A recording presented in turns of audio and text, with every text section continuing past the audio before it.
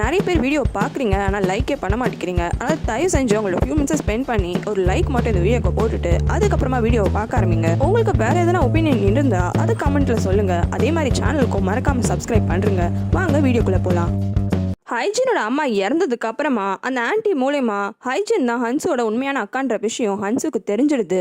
அந்த உண்மை தெரிஞ்சதுக்கு அப்புறமா ரொம்பவே ஃபீல் பண்றா. அதுக்கப்புறமா பார்க்கிட்டையும் சீக்கிரமா என்னோட அக்காவை யார் கொலை பண்ணாங்களோ அவங்கள கண்டுபிடின்ட்டு சொல்றா. அடுத்த நாள் வேற ஒரு ஊரை காமிக்கிறாங்க. அங்க புதுசா ஏதோ ஒரு பொண்ணு ஒரு பழஞ்ச பில்டிங்ல பணமா கிடைக்கிறா. அங்க போய் இன்வெஸ்டிகேட்லாம் பண்றாங்க. இது அந்த சீரியல் கில்லர் கொலை பண்ண அடுத்த கேஸ். இந்த சீரியல் கில்லரோட 7வது விக்டிம் இந்த பொண்ணு. அதனால ஒரு டீமே இந்த சீரியல் கில்லர் கேஸை கவனிச்சிட்டு இருக்கு. ஹெட் ஆஃபீஸில் இவங்களுக்குன்னு ஒரு தனி ரூம் அலோகேட் பண்ணி அங்கே தான் இந்த டீம் ஒர்க் பண்ணிட்டு இருக்கு. அந்த இடத்துக்கு அந்த போலீஸ் சீஃப் போயிட்டு அந்த டீமோட ஹெட்டை தனியாக கூப்பிட்டு பேசுகிறான். அவன் பேசுகிற விஷயமே இந்த ஹைஜினோட கேஸை பற்றி தான். எனக்கு தெரியும் நீ மெயினாக சீரியல் கில்லர் கேஸை பற்றி தான் இன்வெஸ்டிகேட் பண்ணிட்டு இருக்க. ஆனால் ஒரு சின்ன ஹெல்ப்பு, இந்த அசம்பிளிமேன் ரொம்பவே என்னை உயர வாங்குறாரு. அந்த ஹைஜின் கேஸையும் நீயே எடுத்துக்கோ, உன் பேரை நான் போட்டுடுறேன். ஆனால் அதுக்கு அந்த டிடெக்டிவ் ஒத்துக்க மாட்டிக்கிறான். எங்களுக்கு இந்த கேஸையே இன்னும் சால்வ் பண்ண முடியல, இல்லை எக்ஸ்ட்ராவாக ஒரு பொண்ணோட கேஸ் வேற போட்டுறீங்களேன்ட்டு கேட்குறான். நான் என்ன பண்ணேன், எவ்வளவு நாள் தான் அந்த லோக்கல் ஸ்டேஷன்லேயே அந்த கேஸ் இருக்கிறது. அசம்பிளிமேன் சைட்லேருந்து ரொம்பவே ப்ரெஷர் ஆகுது. கொஞ்சம் நீங்களாம் இன்வெஸ்டிகேட் பண்ணுற மாதிரி நான் சொல்லிக்கிறேன், ஆனால் நீங்களாம் எதுவும் பண்ண தேவையில்லை, நீங்கள் உங்கள் கேஸை மட்டுமே பாருங்கன்ட்டு கெஞ்சி கேட்குறான். ஆனால் அந்த டிடெக்டிவும் ஓகே என் பேரை போட்டுக்கோங்க, நான் இன்வெஸ்டிகேட் பண்ணுற மாதிரி இருக்கட்டும், ஆனால் இப்போவே உங்கள்கிட்ட சொல்லிடுறேன், நான் கண்டிப்பாக அந்த கேஸை இன்வெஸ்டிகேட் பண்ண மாட்டேன், நான் மெயினாக இந்த சீரியல் கில்லிங் கேஸை மட்டும்தான் பார்ப்பேன்ட்டு அந்த சீஃப் கிட்டே சொல்லிடுறான். ஹன்ஸோ நைட் ரொம்ப புலம்புன விஷயம் எல்லாமே பார்க்கோட மண்டையில் ஓடிட்டே இருக்கு. இது விஷயமா ரொம்பவே புலம்புறான். ஆனால் அந்த ஹெட் ஆஃபீஸர் அதை கவனிக்கூட மாட்டிக்கிறாரு.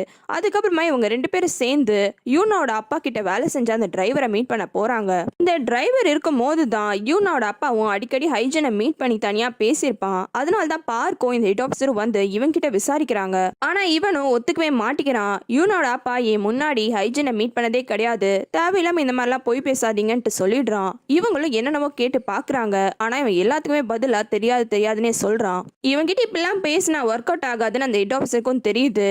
அதனால வேணுனே அவனை கோவப்படுத்தணும்னு, எப்படி இவ்வளோ பெரிய ஃபார்மை நீ வாங்கின, உனக்கு கையில் ஏது காசு, நீ டிரைவராக வேலை செய்யும் போது அவ்வளோ கடனை வச்சிருந்த, ஆனால் டக்குன்னு ஒரே நாளில் மொத்த கடனையும் அடிச்சுட்டு இவ்வளோ பெரிய ஃபார்மை நீ வச்சிருக்க, அதுவும் நடத்திட்டு வர. அப்போ உண்மையை சொல்லு, நீ தானே ஹைஜனை கொலை பண்ண, அதுக்கான காசு தானே உனக்கு இதெல்லாமே கிடைச்சது அப்படின்ட்டு கேட்குறான். இதனால இந்த டிரைவரும் ரொம்பவே கோவப்படுறான். சரி நீ கொலை பண்ணலன்னா சூசிக் ஃபெஸ்டிவல் அப்போ நீ எங்கே இருந்த, அன்னைக்கு தான் ஹைஜனை கொலை பண்ணியிருக்காங்க, அதுக்கான உன்னோட ஆலிபை என்னன்ட்டு கேட்குறாங்க. இவங்க போலீஸ் என்னதான் மிரட்டி கேட்டாலும் அந்த டிரைவர் எனக்கு தெரியாதுன்ற விஷயத்திலேயே அடம்பிடிச்சிட்டே நின்றுட்டே இருக்கான். இவங்களும் வேற வழி இல்லாமல் அங்கேருந்து கிளம்பிடுறாங்க.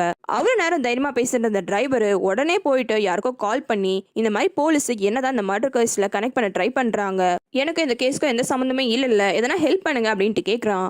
அந்த டிரைவர் அப்படி ஃபோன் பண்ணுற ஆள் யூனோட அப்பா அன்னைக்கு ஒரு வயசான ஆளை மீட் பண்ணியிருப்பான். அந்த ஆளோட பிஏ கிட்ட தான் இது விஷயமா அந்த பிஏவும் அந்த வயசான ஆள் கிட்ட சொல்கிறான். ஆனால் யூனோட அப்பா பக்கத்துலேயே இருந்தாலும் இந்த விஷயத்த அவர்கிட்ட மட்டும் அவன் சொல்ல மாட்டேங்கிறான். பார்க்கும் இந்த போலீஸ் ஹெட்டும் என்னவோ ட்ரை பண்ணுறாங்க. ஆனால் இவங்களுக்கு எல்லாருக்கும் இருக்கிற பெரிய ஹெட் வந்துட்டு எதுக்கு இந்த கேஸை இப்பெல்லாம் இழுத்துட்டே இருக்கீங்க, நீங்கள் சொல்கிற தியரிலாம் வச்சு இந்த கேஸில் இப்படிலாம் தான் ஆளுங்க சம்மந்தப்பட்டிருப்பாங்கன்னு என்னால் முடிவு பண்ண முடியாது, தேவையில்லாமல் இந்த கேஸை நீங்கள் இழுத்துக்கிட்டே இருக்கீங்க, இந்த கேஸை நீங்கள் விட்டுருங்க, இந்த கேஸில் இனிமேல் நீங்கள் சம்மந்தப்பட தேவையில்லை, நான் இந்த கேஸை வேற ஒருத்தவங்களுக்கு அலோகேட் பண்ண போறேன்ட்டு கோவமா சொல்லிடுறான். இவர் இப்பெல்லாம் திட்டும் போது பார்க்கும் பக்கத்துல இருக்கான். கோவத்துல பார்க்கிட்டையும் என்ன எங்களே பார்த்துட்டு இருக்க, அந்த பெயிண்ட் டப்பாவை கிளீன் பண்ணு, அந்த சர்ச்சை யார் நாஸ்தி பண்ணாங்களோ அந்த கேஸையும் ஒன்றும் பார்க்க தேவையில்லை, போய் வேற எதனா வேலையை பாருன்ட்டு கோவமா போயிடுறாரு. இவர் இப்பெல்லாம் எந்த கேஸையும் பார்க்காதான்னு சொல்றதுனால பார்க்குக்கும் ரொம்ப கோவம் வந்துடுது.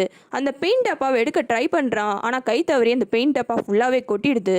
இது வேற எக்ஸ்ட்ரா ஒர்க்கா இருக்கேன்ட்டு பார்க்கு கீழே விழுந்த பெயிண்டை எடுக்கலான்னு போறான். பார்த்தா அப்ப அந்த பெயிண்ட்டுக்குள்ள இருந்து அவனுக்கு ஏதோ ஒன்று கிடைக்குது.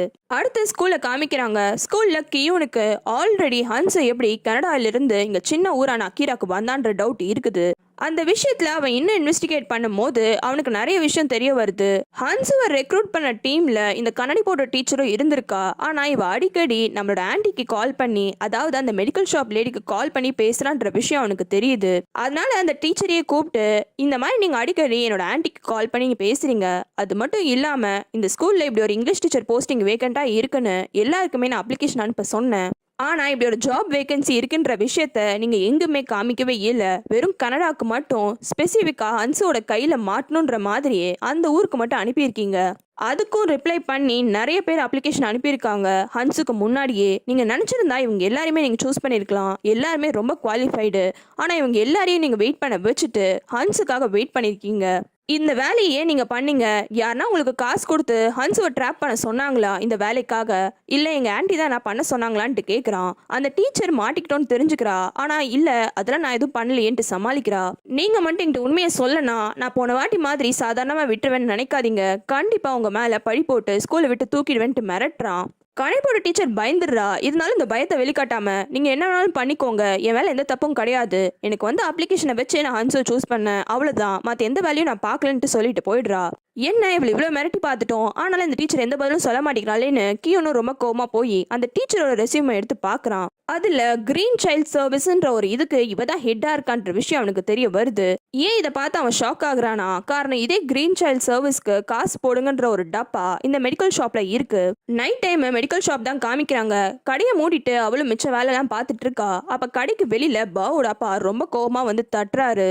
இந்த மெடிக்கல் ஷாப் லேடியை நம்பாம யூனாவும் மாத்திரை இவங்களுக்கெல்லாம் தராங்கன்ற விஷயத்த பாவோட அப்பா கிட்ட சொல்லிடுறா. அதனால பாவோட அப்பாவும் கோவமா வந்து, எனக்கே தெரியாம என்னோட பையனுக்கு ஏதோ மாத்திரலாம் தெரியாம எவ்வளவு தைரியம் தான் என் பையனுக்கு மாத்திரலாம் தருவேன்ட்டு கோவப்படுறாரு. உடனே மெடிக்கல் ஷாப் லேடியும் அவரை உள்ள கூப்பிட்டு உட்கார வச்சு அமைதிப்படுத்துறா. அதுக்கப்புறமா ஒரு மாத்திரையும் எதுக்கு, அதனால என்னென்ன நடக்கும்ன்ற எல்லா விஷயத்தையும் எக்ஸ்பிளைன் பண்ணி, எனக்கும் பாவுக்கும் எந்த பிரச்சனையுமே இல்லை, நான் ஏன் அந்த பையனுக்கு எதனா பண்ணணும்னு நினைக்க போறேன், நீங்க எல்லாமே தப்பு தப்பா புரிஞ்சிருக்கீங்கன்னு சொல்றா. நான் தப்பாலாம் புரிஞ்சுக்கல, ஒரு பயம்தான். காரணம் நீங்களும் அந்த இறந்து போன ஆர்ட் டீச்சரும் கடைசியா மீட் பண்ணீங்கன்ற விஷயத்த பாவு பார்த்தான். அந்த விஷயத்த வெளியில சொன்னா அவ்வளவுதான்னு நீங்க பாவுவை மிரட்டினீங்க. சின்ன பையனை மட்டும் நீங்க மிரட்டல, என்ன கூட வேலையில இருந்து வெளியில எடுத்துருவேன்ட்டு மிரட்டினீங்க.